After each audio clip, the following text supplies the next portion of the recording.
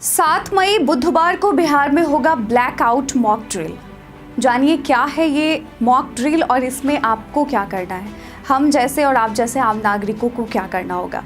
तो भारत और पाकिस्तान के बीच बढ़ते तनाव के बीच भारत सरकार युद्ध जैसी संभावित आपात स्थिति से निपटने के लिए पूरी तैयारी कर रही है और इसी कड़ी में 7 मई बुधवार को देश भर में एक विशेष सिविल डिफेंस मॉक ड्रिल का आयोजन किया जा रहा है, जिसमें पटना समेत बिहार के 6 जिले पूर्णिया, कटिहार, अररिया, किशनगंज, बेगूसराय जिला शामिल है। पटना में 80 अलग अलग स्थानों पर सायरन बजेंगे और शाम 7 बजे से 7:10 तक 10 मिनट का ब्लैकआउट किया जाएगा।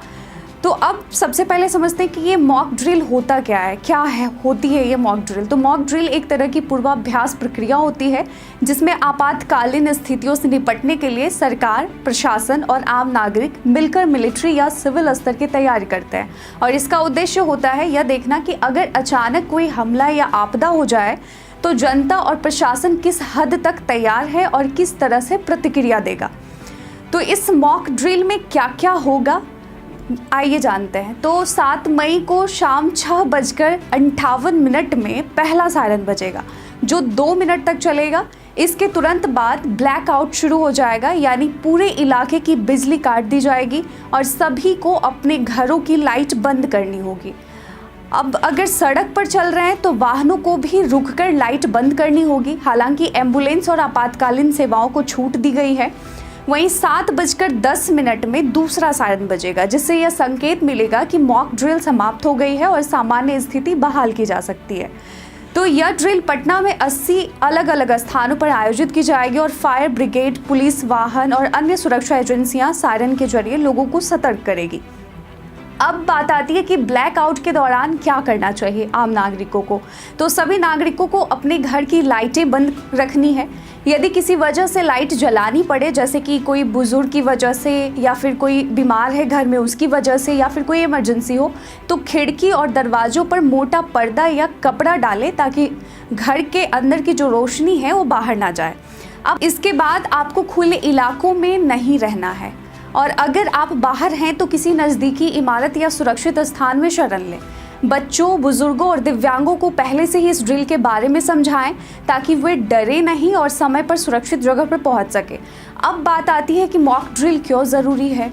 तो पिछले दिनों जम्मू कश्मीर के पहलगाम में हुए आतंकी हमले के बाद पूरे देश में सतर्कता बढ़ा दी गई है। ऐसी मॉक ड्रिल्स का मकसद है कि लोगों को युद्ध या आतंकी हमले जैसी स्थिति के लिए मानसिक रूप से तैयार करना।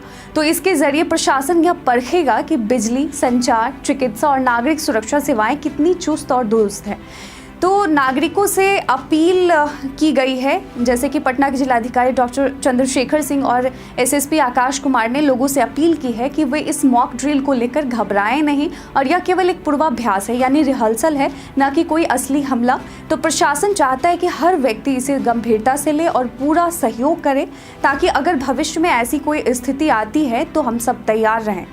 तो अब बात आती है कि इस दौरान आपको क्या चीज़ें जो है हमेशा तैयार रखनी है। तो मॉक ड्रिल के दौरान प्रशासन लोगों को आपातकालीन किट तैयार रखने की सलाह देता है। तो इसमें शामिल हो सकते हैं पानी की बोतलें, टॉर्च और अतिरिक्त बैटरियां, प्राथमिक चिकित्सा किट, ज़रूरी दवाइयां, कुछ सूखा भोजन आप साथ में रख सकते हैं, ज़रूरी दस्तावेजों की कॉपी, मोबाइल पावर बैंक और गर्म कपड़े या कंबल आप रख सकते हैं। तो 7 मई के शाम को होने वाली यह मॉक ड्रिल एक चेतावनी नहीं बल्कि सावधानी है। आज अगर हम सही से अभ्यास कर लेते हैं तो भविष्य की किसी भी आपदा या हमले के समय नुकसान को कम किया जा सकता है।